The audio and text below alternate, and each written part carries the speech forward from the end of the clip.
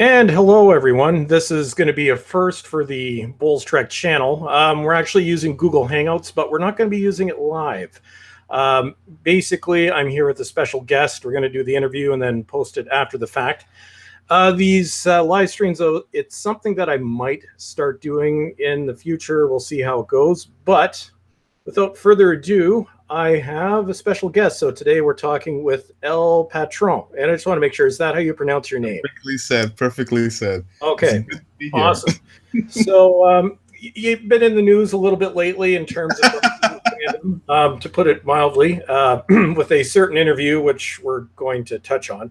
Now, one thing that I want to make clear is, well, the individual's name is Billy.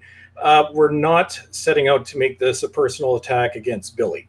Yep. So that's something that I want to make clear early on.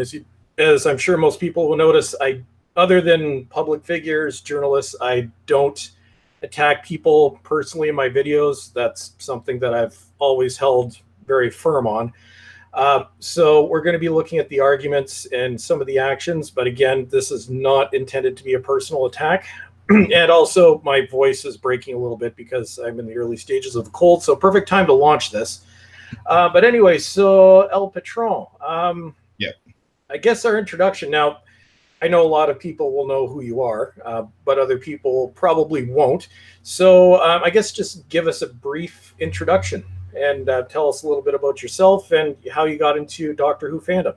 Sure thing. Well, like I said before, I got into Doctor Who as, it was just an old thing. I started being more interested in the writing of the story. It seemed very, very captivating. So I just started watching it one day and I got fully into it.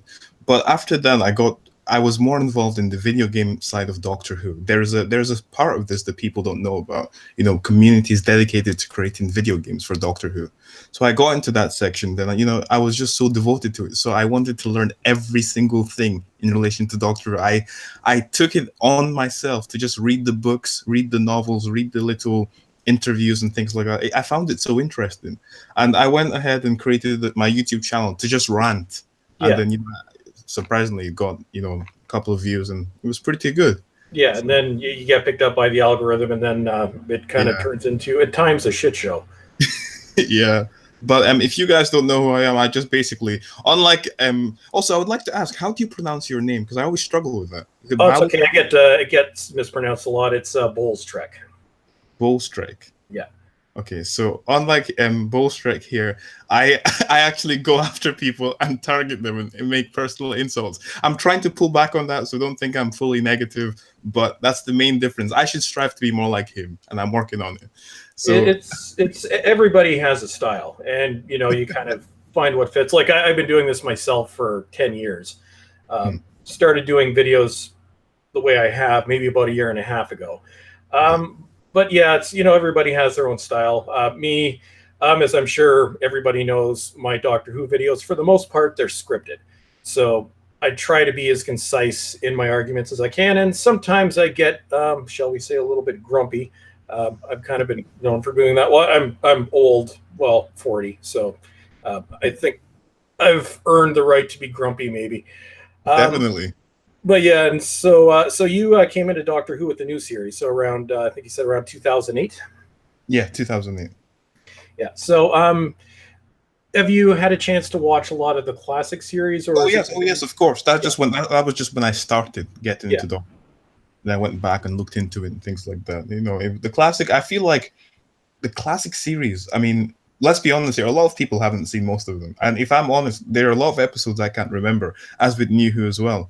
But the general gist of it is, I think that I often separate. Of course, they're connected, but I often separate them. I feel like they should be treated individually. Both. I mean, you shouldn't compare the. So a lot of people try to compare the morals from the New Who to the classic, and I don't think that should be done. It's it can be taken both ways. Because New Who was deliberately intended as a continuation of the original series, but stylistically, it's been very different. But also, we're looking at completely different eras as well. Because the old series went off the air, obviously, in 1989, 16-year gap minus the 1996 TV movie before the show returned. But narratively, it's a continuation of the same story. but at the same time, it's different. And when we talk about divides in Doctor Who fandom, which right now there's obviously a massive divide in the fandom, but the fandom or the divide has always been, at least since 2005, between the original series and New Who, and it actually there's three camps, if you want to put it down that way. So you've got basically people that only like the classic series, you got people that only like New Who, but then probably the broader audience, like myself, adopts both shows up until recently. Yeah. Now, before we get into, I've basically made a list of what was said in the interview. But before we go into that, the question started with a divide in Doctor Who fandom. So I think a lot of us, yourself included, do we think there's any way this can be overcome at this point? Or do we think we've just kind of crossed that bridge and it's gone too far at this point? I was talking with Altiori about this topic, and then she said, I mean, I agree with her. At this point, I don't, and you said this in your video, so I think I will actually quote you on this, but unless the BBC makes a drastic change with the writing staff and everything, basically a big reboot or a big overhaul, I don't think it will change, because as things are right now with the big divide, personally, I can never like the female Doctor and the stories unless they do things to make it logically sound, if that makes any sense. But it doesn't. Yeah. And I think that's where our argument, I know my argument keeps being misrepresented, where for the past year and a half since my channel kind of exploded on this, what I'm constantly accused of is being a sexist, racist, misogynist, which one thing that's funny about this is the one video that kind of somehow broke into the YouTube algorithm a little over, I guess it was around October 2017. Was a video called "Is Doctor Who Becoming a PR Disaster?" Now, the funny thing about that video is I start off with a hypothetical scenario. I'm like, okay, if you wanted to change the gender of the Doctor, there was a way of going about doing it. And they decided to choose the alternate route. Now, going back to 2013, when Matt Smith, it was announced that he was going to be leaving, there were three contenders, three top contenders, and I probably would have supported each of them equally at the time. One was obviously Peter Capaldi. Another one was Idris Elba, who's probably too big now for the role. But the other one was Olivia Colman, who reportedly, she's also from Broadchurch. Reportedly, she was originally offered the role and turned it down. But the argument that I was making in that video was, okay, if you're going to make this drastic change, you really have to come out and talk to fandom and say, okay, this is still going to be Doctor Who. It's just going to be a different body. And that would have been perfectly fine. But what they did for the first few months was basically silence. We didn't hear anything. And then as things started to roll around, it became pretty obvious what was the way this was going to play out. And I think I'm guessing that, like myself, watching your videos, you're not a fan of the 13th Doctor. You think? Yeah. But my issues with the Doctor itself, it's not based on the gender. Now, in the interview, there was a lot of talk about objectivity and subjectivity, and basically opinions when it comes to any type of art. It's always going to be subjective. Yeah, of course. And now this is my own view. Now, I know people have other views, and I know there are people that genuinely like this Doctor. I don't have any problem with that. Just don't attack those of us that have different opinions. But my whole interpretation of Whittaker's performance is this is not the Doctor. When you're playing the Doctor, and we're looking at the previously 12, 13, if we're going to count the War Doctor, a lot of what makes the Doctor is nonverbal. I covered this in the video that I put up yesterday. Because when we're looking at each iteration, basically what we're seeing on the surface is a persona. It's very depending on the Doctor. Peter Davison was more the innocent, humane Doctor. Tom Baker was the more alien Doctor. Sylvester McCoy was almost made out to be the borderline evil Doctor. Yeah. Matt Smith was the young wacky Doctor. Peter Capaldi was, well, originally they changed his character after the first season, or after his first series, but Peter Capaldi was the older grumpy Doctor. But behind that, there's a nuance there. And the way you can recognize it in every other Doctor in the past, it's actually in the eyes. Visually, you have to be able to portray this character as something that is ancient. And I think two very strong examples of this are David Tennant and Matt Smith. On the surface, they were both jokey Doctors, if we want to kind of use that word. Yeah. But both of them on a dime, basically you could see this 1,000-year-old Time Lord.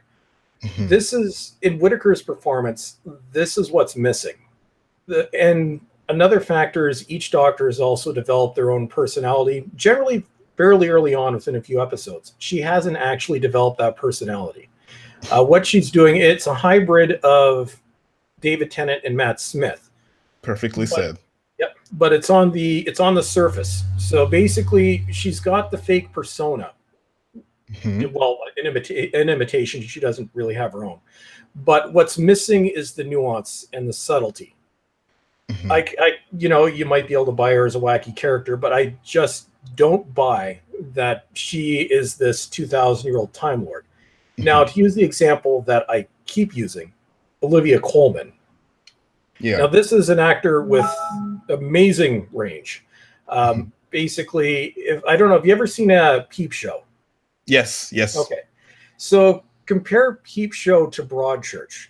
Two completely different characters, two completely different characterizations. Yeah, but she can, but it's the nuance. Take a look at In the 11th Hour. She had a small role in that episode, but basically the look that she's giving as she's being serious, that I could see the Doctor, and that is a female actor that could have pulled off the Doctor. The same thing, I think there are companions that they've cast that I don't like the character of Rose, but I think honestly Billie Piper could probably carry it off, pull it off if she needed to, but that's what's missing. And when people are coming at us with criticism saying it's all based on sexism, I'm like, no, you take the ideology, you take everything out of it. You don't buy this Doctor. And part of the problem is also, and a lot of it has to do with scripting. The scripting is god-awful. This is some of the worst writing I've ever seen. She's not given any chance to basically breathe in a scene. It's basically, she's talking all the time.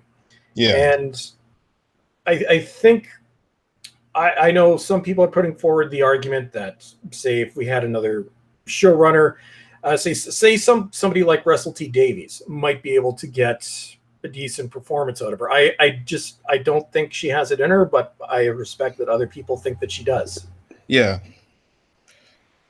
So if we want to go into the our little interview, so I've gone through the interview twice. Okay. Basically, I went through it earlier today and took notes. So there's now, with, like I said, we don't want to attack Billy. We're gonna take a look at his argument and see, maybe if there's some areas that we agree on, maybe if there's some areas that we don't.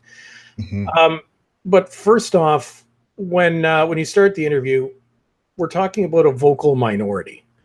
Okay. Now, this is where I beg to differ. The backlash against this Doctor, and I'm not saying it's the entire fan community, because there are definitely some that support this Doctor. Yeah. But it's more than a vocal minority at this point. You take a look at any video on YouTube that's covered it, you take a look at news stories with comments open, they're all saying the same things. This is not the Doctor, and the ideology which was introduced into the show largely with Series 9 has been taken into full force. Do you think that's kind of a way of describing it? Well, I mean, because we're trying to be factual here. Yeah. When I started this whole thing and I looked through YouTube, there was a mix. Well, I saw most of your videos. Your videos was what made me start getting into this whole idea of talking about the Doctor in a negative light. Honestly, when you look at all these things, the BBC, I mean, sorry, the Doctor Who page on Facebook, that's the best example I have of this. There started to be more negativity. It started with the the end of Capaldi's era, but with Jodie, there was a negative post on every single section, and it wasn't like this before. So I mean, when they talk about the fact that it's a vocal minority, the fact that the fact that you can notice the vocal minority, in my opinion, or in my view of things, shows that there should be there's more focus on the fact that things are not right. I hope that explains it properly. Well, no, I think it does. I'm like, Mm-hmm. it's basically the one side completely discounts the other side. Exactly. And I think, and there is a divide, and I think both sides in many cases refuse to see other sides' arguments. And I used to make disclaimers in my videos saying, okay, this is how I'm portraying it, but I can see that other people might see it a different way, and I respect your opinion. But I think right now this divide has damaged Doctor Who fandom to the point that this polarization is going to be hard to get over. And I think you're right when you're saying earlier that a complete reboot at this point is probably the only way of fixing it. As much as we don't like it, that's the only way out, honestly. Yeah. And there's the idea that it's split down the middle, so liberal versus conservative, which it isn't that at all. On the surface, I probably come off as very conservative. I'm actually more center-right than anything else. I'm not a conservative. There is a lot of nuance. And even when you look at people online, people on YouTube that have covered the issues with it, like you, myself, Altiori, SC Reviews, Nerdrotic, Dave Cullen, Mecha 42, there's a number of others as well. We don't always agree on the same things. One channel, which I actually, if anybody here hasn't checked it out already, I actually suggest you check out Nerdrotic channel. Gary he's kind of come to prominence as well during all this, and he's probably becoming one of my favorite YouTubers, but there's a disagreement that we have. Gary thinks that the 13th Doctor could be saved with better writing. I'm a little bit more questionable on that, but I'm willing to accept that opinion. Now, do you think that this was indeed a long time coming in terms of the gender change? How do you mean? Do you think? Wait, how do you mean? Do you mean as in it was going to happen anyway, or it should have happened? Yeah. Do you think this was a foregone conclusion that there was going to be a gender change? The thing with the gender change is that, like you perfectly said, it could honestly have happened at any time. The problem is just the way they did it. As for the female Doctor, it could have happened during the Capaldi era, because that would have actually been a very, very good example with Matt Smith getting his extra regenerations. The explanation could be something went wrong in the transfer, making him change himself into another gender. This could have worked in so many different ways. And like in my personal opinion, there are so many other females that could play the female Doctor.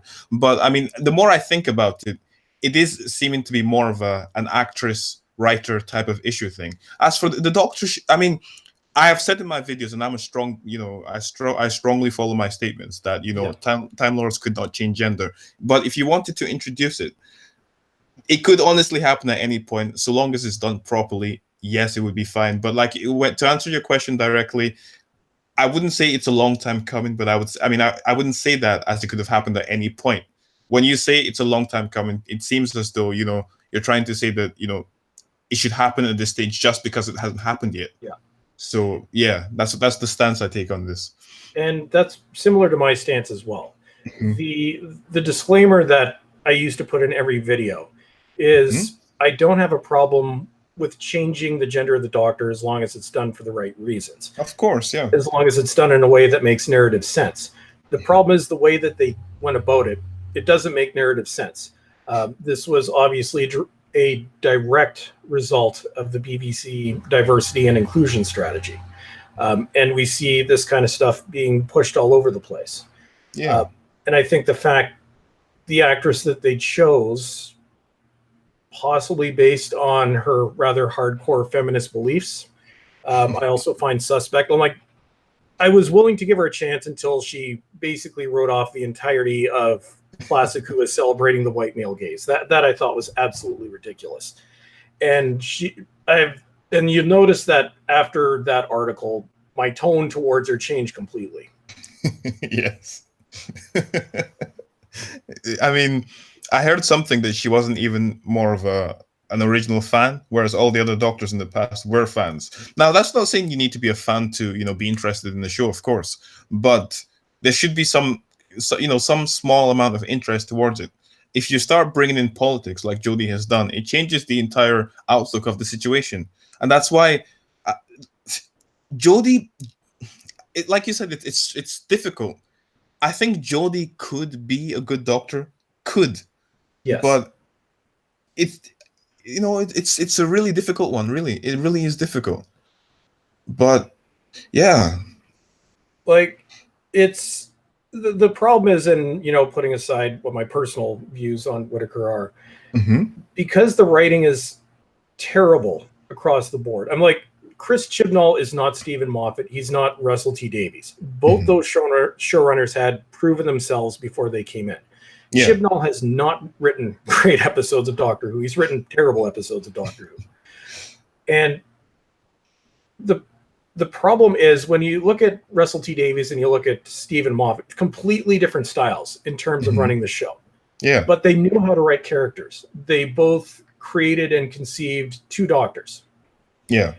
And it's basically understanding the character. And even though Chibnall himself, he is a lifelong Doctor Who fan, I don't think he actually understands the Doctor. And that's part of the problem. How do you mean?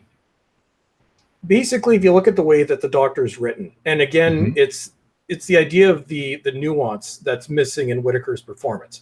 I think that's partially due to her, and I think that's partially due to Chibnall.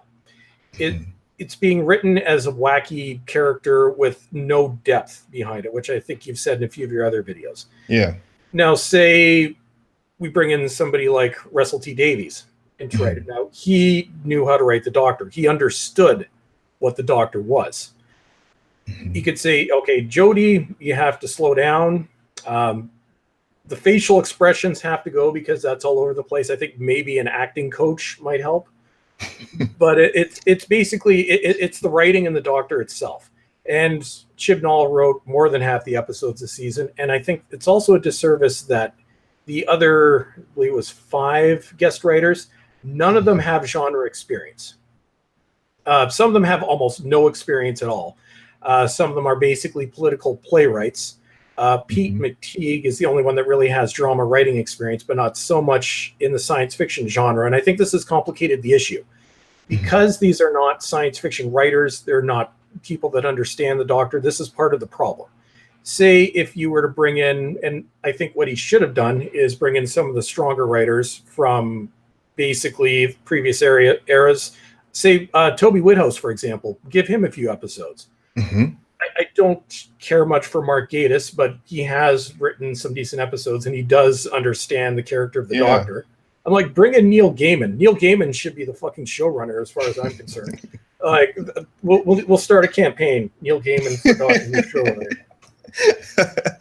Yeah, I'm with that. But I have some notes here myself, but I just want to quickly ask you this subject. As me and Altiori also spoke on this briefly, what do you think of the idea of people being afraid to speak on being against the female Doctor or the show as it is right now? What do you think about that? I think that's a very real thing. I think the pro Whittaker side, not all of it, but segments of it are toxic. And I've probably experienced more of this than anybody else on the internet. Basically, the way this started is, like, I've been doing YouTube for 10 years, but I ran this as a very, very small channel. Yeah. Average, about 1,000 subscribers, maybe 300 to 500 views on average a video. Yeah. And I it was a challenge trying to figure out how I was going to approach this, because the only person really on YouTube that had spoken about this before was Dave Cullen of Computing Forever, who actually did a couple of excellent videos around Series 9. Definitely. And I could see where this was going. I was hoping it wasn't going to happen, but the rumor before the casting announcement, the name Jodie Whittaker was just too random. I'm like, okay, this is where it's going. So then the day they made the announcement, I happened to have that day off work because I was on vacation. So I'm just sitting here, I'm refreshing my computer, just trying to see I knew the announcement was going to be made. And then I see Jodie Whittaker. And I'm like, son of a bitch. And to be honest, at the time, I didn't actually have anything against Whittaker, because she's done well at what she's done. She does dark drama very well. But I don't think she really does comedy or science fiction that well, at least not this iteration. So I knew I was going to have to make some kind of response. In my video prior to the announcement, which was my off-the-cuff review of the series finale of Series 10, I said, I hope there's not any bullshit coming up with the regeneration. It took me about a week and a half to make my response video. It was called On the 13th Doctor. And in that one, I was going out of my way to be conciliatory. I'm like, okay, we'll give her a chance. Maybe this isn't going to be as bad as we think. Before my channel exploded, I made 4 scripted videos. So there was that one. I did one on Doctor Who, a more in-depth analysis. I did The Rise and Fall and Classic and New Who. And then I did Is Doctor Who a PR Disaster? For 1 to 2 months, depending on the video. They didn't make it outside of my subscriber base. They all had roughly about 200 views. And then somehow, Is Doctor Who Becoming a PR Disaster, about a month after I'd published it, got picked up by the YouTube algorithm. So, and at this point, I basically had my smartphone set up for notifications from YouTube, because for me, 1 or 2 comments a day was a good thing. So I'm at work, and just suddenly out of nowhere, my phone starts going off, like every couple seconds.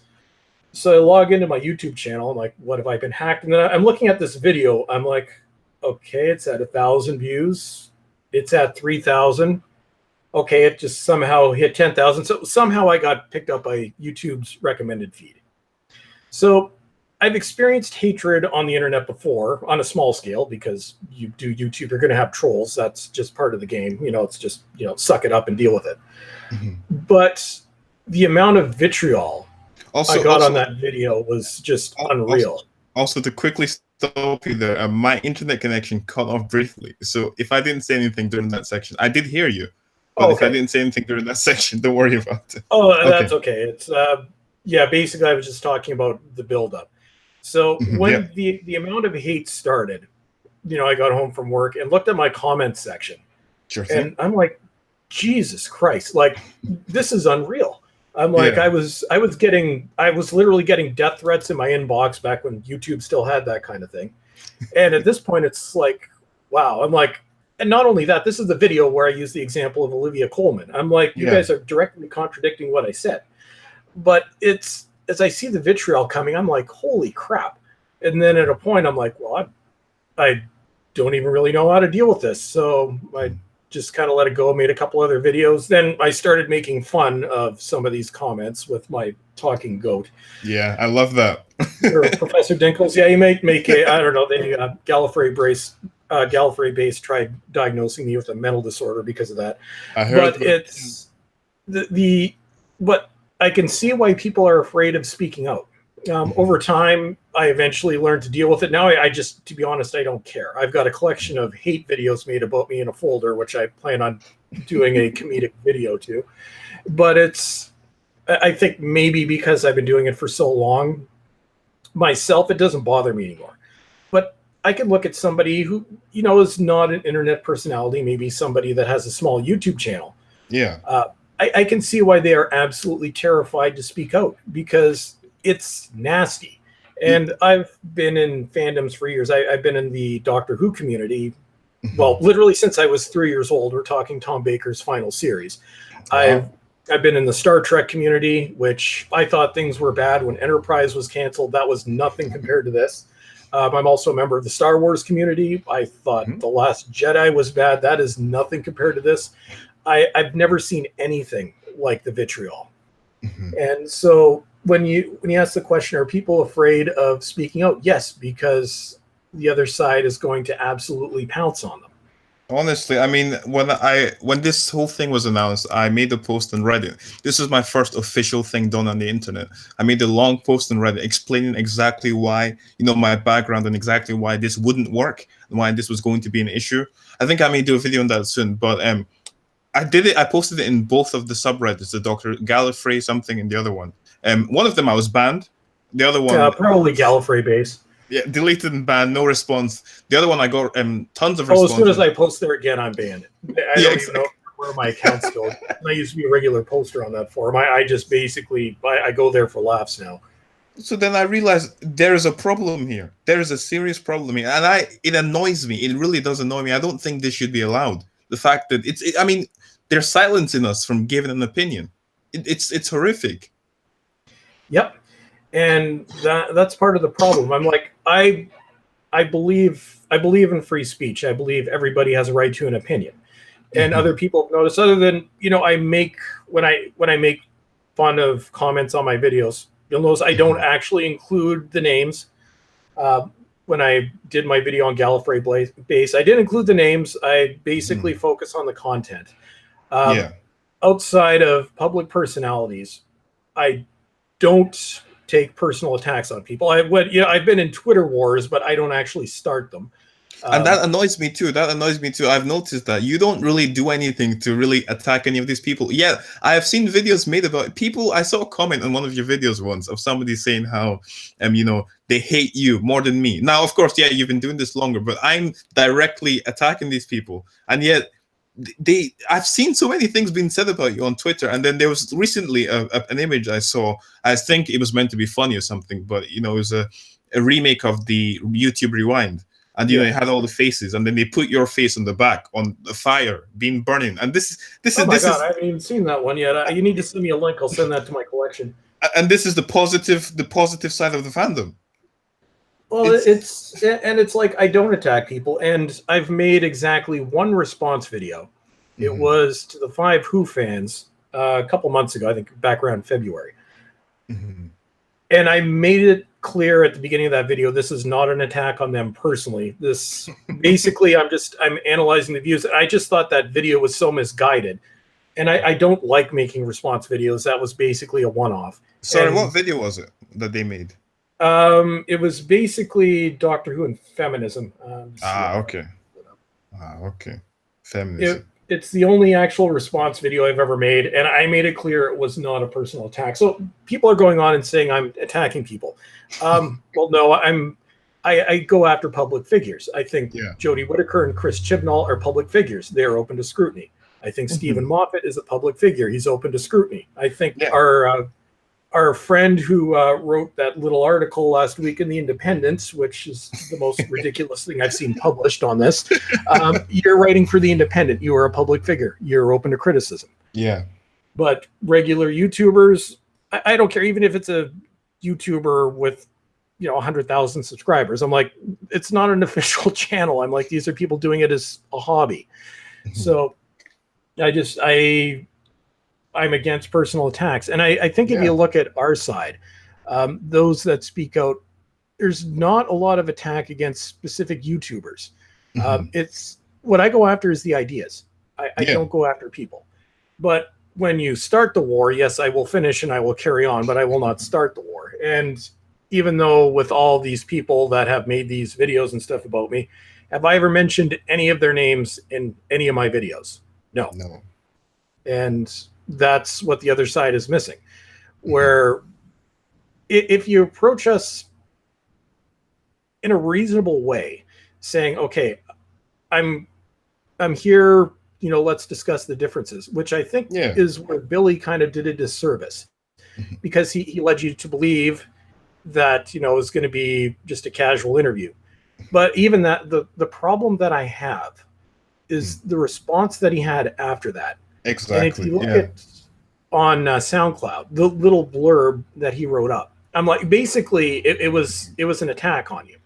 And I'm like, say if things were reversed, say if, you know, I had somebody I disagree with, Billy, Mr. TARDIS Reviews, any of the others, I would never, ever write something like that about them in a comment to a video after the fact. It's not even necessary. I even right now, I'm happy to, if they want to, I'm happy to sit down and talk with every single one of them. I don't want negativity. I want to sit down and talk with somebody casually about this. But I mean, it just took me by surprise that he would say that, because he, you know, followed me on Twitter. I assumed we were friends. I'm new to this whole thing, so I assumed we were friends. So I was so shocked by all of this. It's well, it's certainly something. Yeah, I think if both sides could come together in a reasonable way, yeah, you know, it's basically in a neutral ground, say even with a neutral moderator, where we can discuss these things out, because, you know, we have our points and they have their points, and as we keep talking about, it's subjective. So I'm not saying that your point is wrong.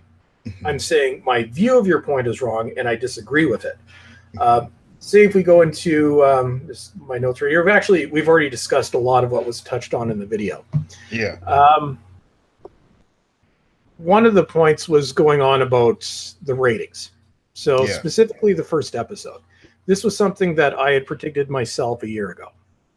I said this is probably going to be one of the highest rated episodes of New Who, possibly the highest rated. The polarization is going to play a big part in that. And also for general audiences, just the novelty of knowing that this is going to be our first female doctor. So but also when you're discussing the ratings, and this kind of drove me insane, was Billy's assessment of the ratings drop. And it was basically, to be honest, it's a small thing, but he kept hammering on this issue of the ratings not dropping. Now, I'm not going to say the ratings for this series are catastrophic, because they are, you know, it's a fact. They're better than the past two Capaldi series. But I think the polarization is also part of what's driving this. Basically, within Doctor Who fandom, it's the equivalent of Trump versus Hillary at this point. So both, you know, a lot of this is hate watching, and a lot of them are, you know, people that generally enjoyed the show, and that's perfectly fine. But the one point which I am going to disprove, just because frankly it drove me insane, I've got it up here on Twitter. Okay. So basically, especially for people in the US who don't entirely know, the way ratings work in the UK is a little bit different. So basically you have two ratings figures. So you have the overnights. So those are the people that watch on the evening. And then you have the final consolidated rating, which becomes the official rating. So basically that includes DVR, watching on the night, streaming through BBC Online. Now, the point of contention was that the ratings, and I think it was between 6 and 7, so Demons of the Punjab and Kerblam went up on the overnights. They did not go overnight. They did not go up in the final consolidated rating. So this is basically how, going from episode 1 to episode 9, which are the only ones that have the final ratings yet, this is how they go. So episode 1, 10.96. Episode 2, 9. Then 8.41.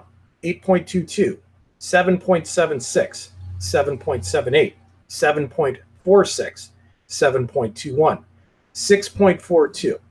Now, these ratings themselves, they're not disastrous, but the fact that there hasn't been a downward trajectory, every episode being lower than the one before that, basically when you're talking facts, that's not factual. Now, I would expect that episode 10 will be a little bit higher. It was the series finale. The overnights were over again over the previous week.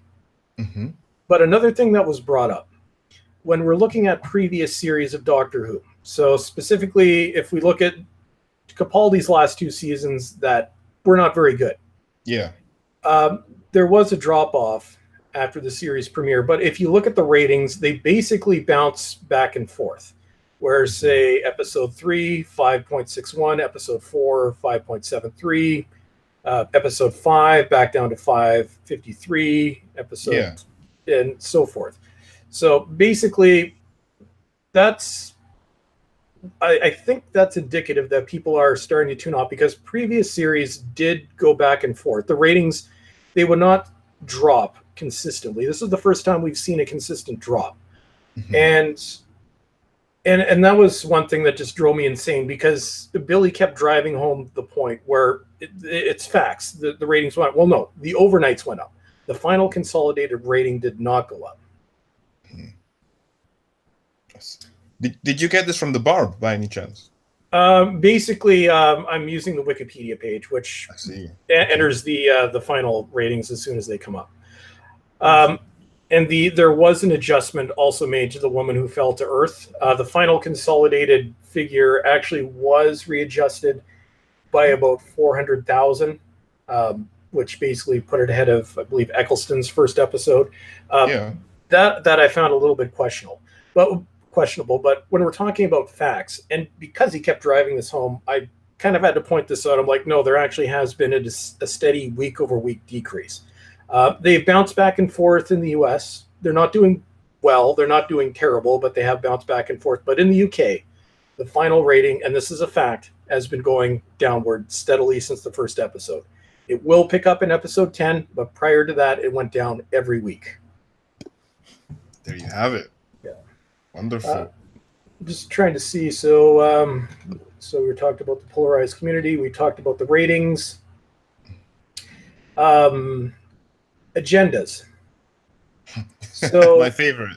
Yeah, and now Billy brought up, or it was either you or Billy brought up the general in Hellbent, which that was me.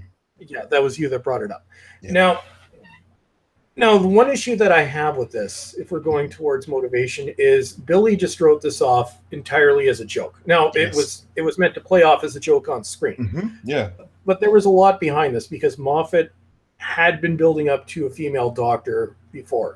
Basically, the doctor's wife was when it was first brought up.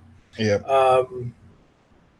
Actually, no. Come to think of it, it was first brought up in Matt Smith's Regeneration. When he first thought he might be a girl. So that's a girl. Yeah. So that's when this was brought into canon. But what happened in Hellbent was a little bit different.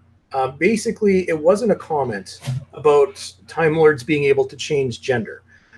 You have to look at what the nature of the comment actually was.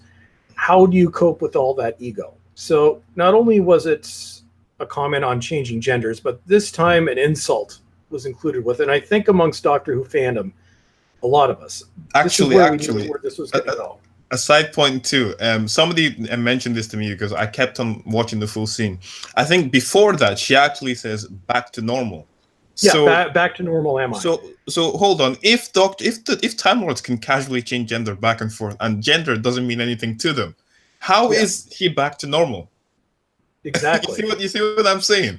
It's crazy. It's bending of Doctor Who canon, basically, because if they can change genders, why is there the concept of Time Lords and Time Ladies? Yeah, exactly. And also, if they wanted to change the gender, why not do a show with a female Time Lord? One thing that, frankly, I would have loved to have seen was a spin-off with Romana. Hell, they could have even gotten Lala Ward back in the role. I'm like, that would have been a great show. But they didn't do that. But the issue with Hellbent is it was no longer just playing with gender. Within those few lines, this is where ideology really started to enter into the show. Yeah. And I think we were talking about agendas in shows. Now, I'm not saying that having agendas in science fiction, drama, action, whatever, is necessarily a bad thing. Everybody's going to have their own point of view. We all come from a certain perspective. We all view the world from that perspective. But there is a way that agendas can be introduced in shows. The way Doctor Who has done it since Series 9 has been completely in your face. Examples of two shows that have done it well. One would be basically Star Trek, specifically the original series and The Next Generation. Okay. Basically, it was based off politics, but it was done in a way where it discussed the issues. It wasn't just taking one side or the other. Also, if you look at the show like The Orville, which is a show that I don't know if you've watched it. If you haven't, actually check it out. The show's awesome.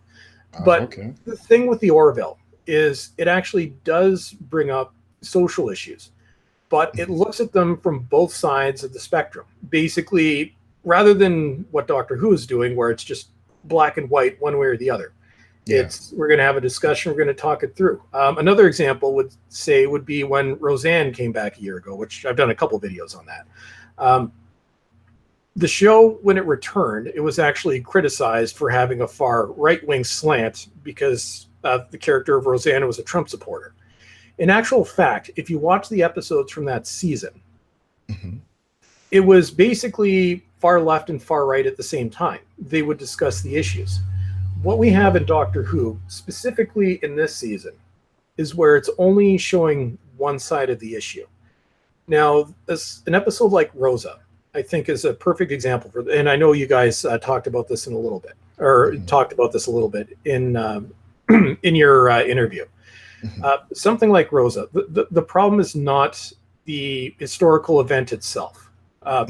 Nobody is denying that this was an important symbolic moment for civil rights. Of course, yeah. And I know this is where we might disagree a little bit, where I think Rosa, an episode like that could be included in Doctor Who as long as it's done properly. The problem with the way it was done is it was only told from one perspective. Yeah. And it left out whites that did fight against racism in the 1950s. That was my point. I fully agree with it, yeah. And if you look at the villain in this story, basically space racist. No development, no nothing. Now, if they would have approached this from a different perspective, where, you know, they're not so over the top or Ryan's getting punched in the head as soon as they land, discuss the issues a little bit further. I'm like, it's, you know, the BBC, one of their founding things was to be educational. Well, only telling one side of an issue is not being educational. It's it's indoctrination. Now, with Rosa, I think we can take that as part of it was a stab at Americans, and it was 2 episodes that did so. The next one, which was Arachnids in the UK, which was so over the top and anti-American. It's like, basically, you're attacking the U.S. And if I was a fan, and I'm not American, I'm Canadian. So I don't really have any stake in this. I'm literally viewing this as an outside perspective. But I'm like, if I was a fan in the U.S., and I was watching this, like, I'd be pissed off. But I think that's kind of that's the problem. And the one episode that made me really angry was It Takes You Away. Now that I don't know if I know you haven't seen all the episodes of the series. Have you watched that one, the one with the single father? The frog. Yeah, okay, actually, oh yeah, that's where you the Kane Chibnall supporters. Okay, I forgot about that one. Okay, so something like that. Now, I think that episode might be one of the most despicable things I've ever seen in Doctor Who. It not only was it an attack on single fathers, but it was malicious. And the way it was played out, it was hateful. Yeah. And now obviously, leaving your kid alone, especially if she's blind, like she was a teenager, but, you know, abandoning your kid like that is completely unacceptable. But there was no understanding going into the father's side of the issue, where this was somebody who was obviously dealing with depression, dealing with grief, not quite right in the head. And the left keeps going on about mental health issues. I'm like, well, where was the sympathy here? You have the doctor jump down his throat, and then Graham and Yaz basically threatening to beat the crap out of this guy. And I think if you're going to look into pushing agendas, and I know my computer is going off in the background. Sorry about that, guys. My computer is fucked. Actually, I'm just going to go into Task Manager here for a second and then just shut down disk cleanup. Okay. It's still going. Whatever. Okay. So where was I before my computer started being an ass? The father being treated terribly. Yeah. So basically, there was no nuance in here. It was just basically single fathers, they're scum. But it was the way it was the way the hate came across. And I am not a single father. I don't have kids, but I have many friends that have experienced horrific issues when it comes to the divorce court system, custody battles, and things like that. And I think this episode specifically was the most reprehensible thing I've ever seen in Doctor Who. Would they ever have talked about single mothers like this? No, they wouldn't have. Of course not. I mean, we know that. Of course not. And I think another example that I can use, and I'm not religious, I don't care. Yeah, but sure. we saw two religions portrayed very differently. So basically, we're talking about Christianity and Islam. So when Demons of the Punjab, that episode, basically looked at Islam in a favorable light. Yes. The Witchfinders was a stab at Christianity, looked at Christianity in a negative light. Mm-hmm. I'm like, so you are picking sides here. You're favoring one over the other. And if you want to be an entertainment medium, you kind of have to find something in the middle and not just completely go after one and then glorify the other. And I'll give you a chance to talk because I know I've been rambling on and on as we go on. I can see you came with a lot of notes. No, I was watching you. I was actually about 30 minutes ago. I was watching your discussion with Tony or something. Tony, yeah. So you know, this is where I was at the section where you guys brought up this point of the whole religion thing, and it basically summarizes what they're trying to do right now with the Islam thing. Now, again, if you're not, I am religious. I'm, Christian, but I look at both sides completely. Now, about the whole Islam thing, it's sort of, I find it very interesting that they picked that specific section, like with the Demons of the Punjab, what they're trying to portray. I mean, Tony in the video said something. She brought up a great point, to which I said too, about how Jodie Whittaker was given free reign. No, what was it she said again? She made the point of that the Indian women were able to freely speak to, what was it, Jodie and all of that. Yeah, and that, as little as it is, it really got to me, because if you want to be realistic, I think the point of that episode was to try and be realistic and to show the the horrible situation that it actually was, and they didn't stick to the true story. It really got to me, and I know it's very insignificant, but it really got to me how they kind of broke down India and the grandmother, all those stories. It was really frustrating to me. But I mean, what was our general point again in relation to this? We were basically talking about pushing agendas, and we were looking at the difference between Islam and Christianity, and basically how it was portrayed between two episodes. It doesn't even need to come into this. It just comes into the general point. Like I know you said this isn't really a left or right thing. And while I do agree with you that it's not really that sort of a thing, I do think that the people who are running this, we all know that they are mostly liberals. And in that fashion, I feel like they feel the need to push their agenda onto the story. Yeah. And as we all know, liberals mostly favor Islam. Now, again, we're not getting into religion here, but yeah, it's like I have no strong feelings on religion one way or the other. Yeah, for me, it's always been a non-controversial issue. I'm like, if if you're Islamic, if you're Christian, if you're Jewish, I don't care. It doesn't affect me. It's just of no interest to. I mean, I always rant in my videos about this. We don't. My main terms of words here is usually that we don't care about the. I mean, correct me if I'm wrong, but I don't care about the partition of India. By that I mean I don't. It's not that I don't care about the topic itself. The topic is important, of course, and I'm sure Indians hold that to high esteem. However, we don't care about that in this story. If you're going to do it in a way that makes everybody seem equal and makes the story make sense. Like, I'm not sure if you remember the episode, the Shakespeare Code. Oh yeah, it's actually one of my favorite. Beautiful, wonderful episode. And when they first come out, Martha asked the doctor, being black and all of that, and the doctor, just kind of brushes it aside. And he does go forth to, sort of take. This is also another topic of how Jodie manages to control the situation. If you imagine swapping David Tennant with Jodie Whittaker in the scene, in that Shakespeare Code scene, it wouldn't really play off as well, nor would it make much sense. And what is your opinion on the quick side note? What is your opinion on this situation of Jodie going to, like, let's say a place like ancient Rome where women weren't given as much rights? How do you think that would play out, or what is your opinion on that? Well, in terms of the way it would play out, if we're talking about reality, it's not going to play out very well, and it is. We can call it maybe even a plot hole within the concept of the 13th Doctor, where Yeah. Yeah, and I think you brought this up in your interview as well. With the four characters that we have, a lot of these historic places that they're going to, Yeah. and we have to look at the context of the times in terms of where you're going to. Three of them are not going to be received very well. I'm like, this Yeah. is ancient history. It's not something that's affecting anything today. But if Yeah. you're going to be true to the time period that you're covering, it's hard to get around that. True. So I mean, it's even the same with the sexuality thing too.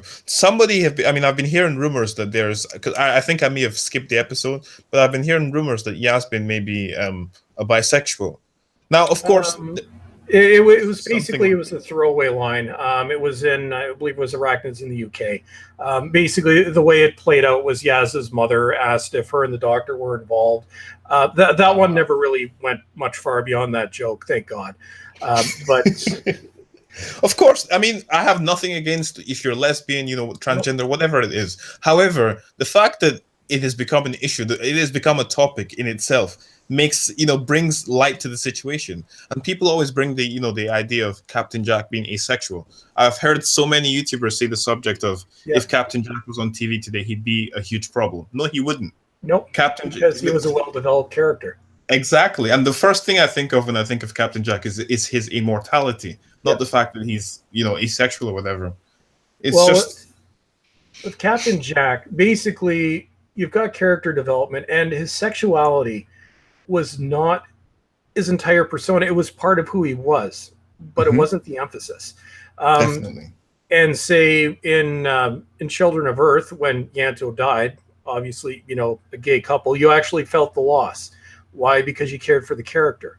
Now, if you compare this to Bill Potts, her entire character was based around her sexuality. And that's where the problem comes into play.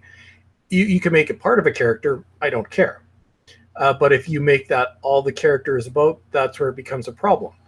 There was always during the RTD era, and I know you said you came into fandom around 2008, so it would have been closer to the end. But during the RTD era, there was always, and it was never a big thing, but there was always the accusation of RTD's gay agenda, obviously being a gay man himself. And that was included, at various points throughout the show. But did it ever take over the story? Subtly. Very, very subtly. How so? That did look into, specifically, we're looking at Captain Jack. So when Captain Jack was introduced in Series 1, so basically, the empty child. So the two-part, the empty child and the Doctor dances. So when we're first introduced to Captain Jack, we're in the London Blitz. Yeah. And basically, he's there with, before he meets Rose, he's there with his fellow soldier guy.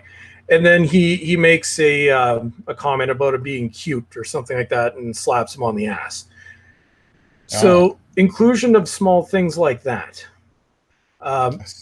So that's the way RTD would have dealt with this. So it was basically, now we're talking about Captain Jack again, but I think he's the best example. So this is where Russell T Davies dealt with this. It was in there, but it didn't even come up again in the episode. He came off as bisexual because he was trying to hit on Rose at the same time. Yeah. So when you have characters like that, and even Stephen Moffat changed gears almost completely halfway through. But basically, when you look at the Paternoster game, or gang, or I can never remember how to pronounce them. But when they were first introduced, yes, the homosexuality was there, but it wasn't quite in your face yet at that point, and it wasn't the focus of their character. When you bring in Bill a few years later, that's the focus. And that's where they're missing the nuance here. Yeah. I mean, I think she traveled to ancient Rome just to tell the Romans that, she was a lesbian. Oh God! To be honest, I've blocked most of Series 10 out of my head. But yeah, I remember that one. It had to come up in every episode, and I think they actually did a disservice to Pearl Mackie because she's actually not a bad actress. But again, because Moffat went completely off the rails, it was the same problem we're having right now. It was just a badly written character, and that's where it's like we don't have a problem with what demographic, what gender, what sexual orientation a character presents. What we don't want is that to be the entire character's persona, and that's where the issue comes in. Mm-hmm. And so, Patron, I'll let you talk there for a little bit. And so, did you have any other comments before we go on, or anything that I might have missed in what we talked about? No, briefly, it just goes back to what we've been saying, because my favorite sci-fi show in the existence of the world is Stargate. I'm not sure if you've seen any of it. No. I am a sci-fi nerd. This is one of my great crimes. I love the 1994 movie. I have never watched an episode of Stargate, and I know that that's a crime. I've been meaning to do it for years. I literally have the box series set of the Stargate, well, the main series. I think it's been sitting in my my cart for 10 years. And you have not watched it? I have not watched it. Oh my word. I plan on buying it. Yes, I know. So I lost some credit there. I also haven't watched the remake of Battlestar Galactica. But yeah, it's if you wanted to bring in, how would you relate Stargate to this? So I'm assuming we're talking about Stargate SG-1.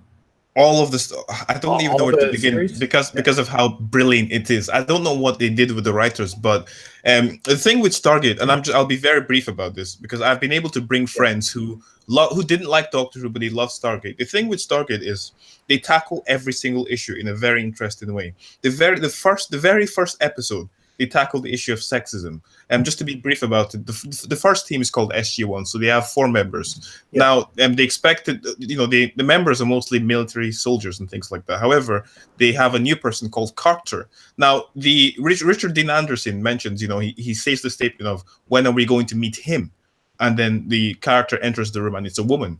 Now, they all make a quick laugh scene, whatever, at the fact that she's a woman, but then, she proves that she can handle herself. Now, the thing with Samantha Carter, I'm not sure if some of you guys have seen Stargate, you'll know that Samantha Carter is perhaps the smartest female human character one of the smartest female human characters in all of sci-fi.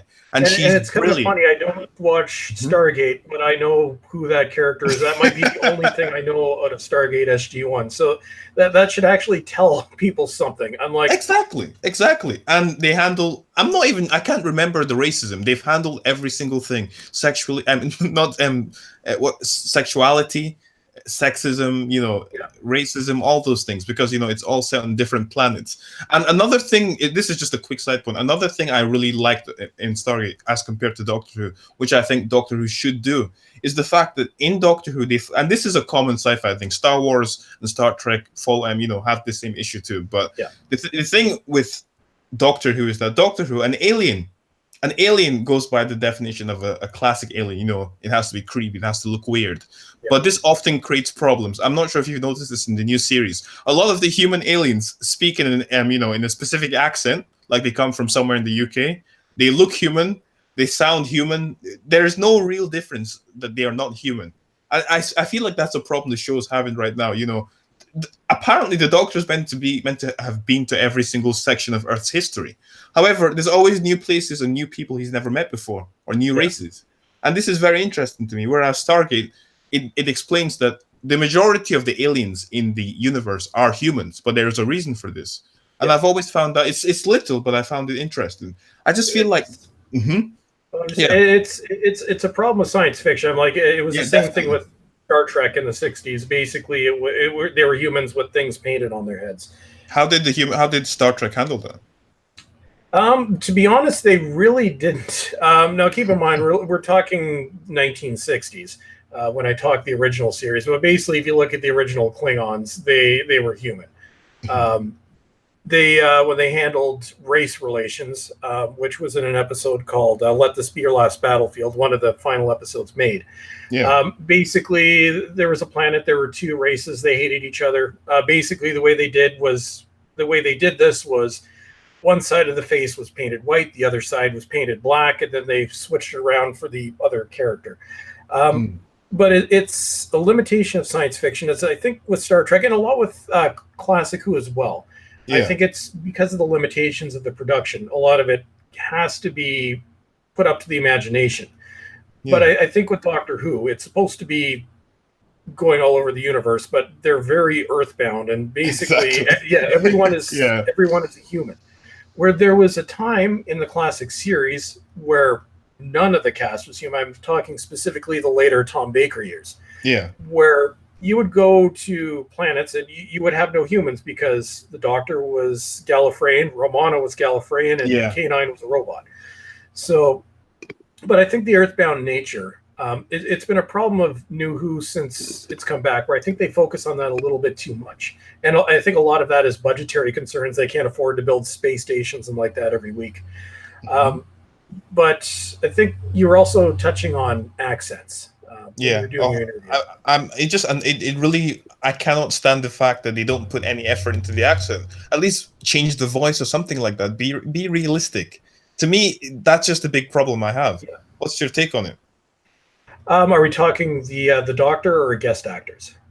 Both. With guest actors, I think it's because I've been watching Doctor Who for so long. I can forgive it a little bit because the show it's shot in Britain, so there's those limitations going forward. In terms of the Doctor, 3 doctors prior to Jodie Whittaker haven't used the English accent, although in those 3 cases it worked.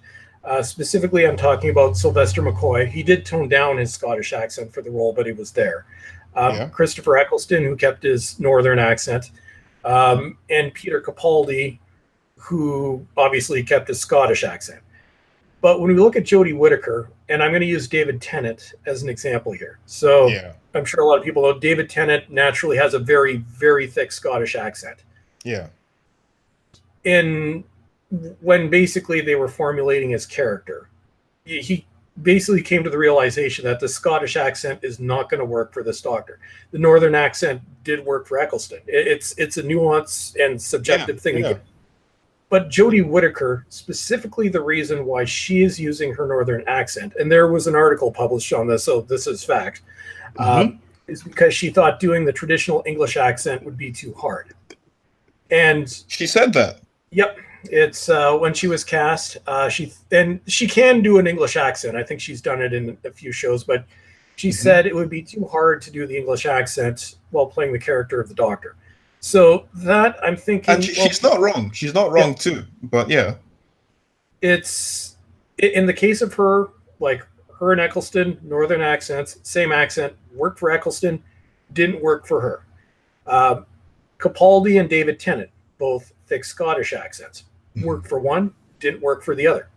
And it's with Whittaker, this is my opinion. I'm not writing this off as fact, but my opinion is the Northern accent does not work for her version of the Doctor. I think it actually, and I don't mean to offend anybody that has a Northern accent, but in this case, I think it takes away some authority that she'd have, which I think the characterization would actually be stronger if she was using a traditional English accent. Definitely. And obviously it's more noticeable to me because I have a Canadian accent. So I think I'm just so used to Doctor Who having the British accent. When I was a kid, it was jarring. I remember watching, when I was 3, asking my dad, well, Dad, why do those people on Doctor Who talk weird? And I think that's where I was introduced to the English accent.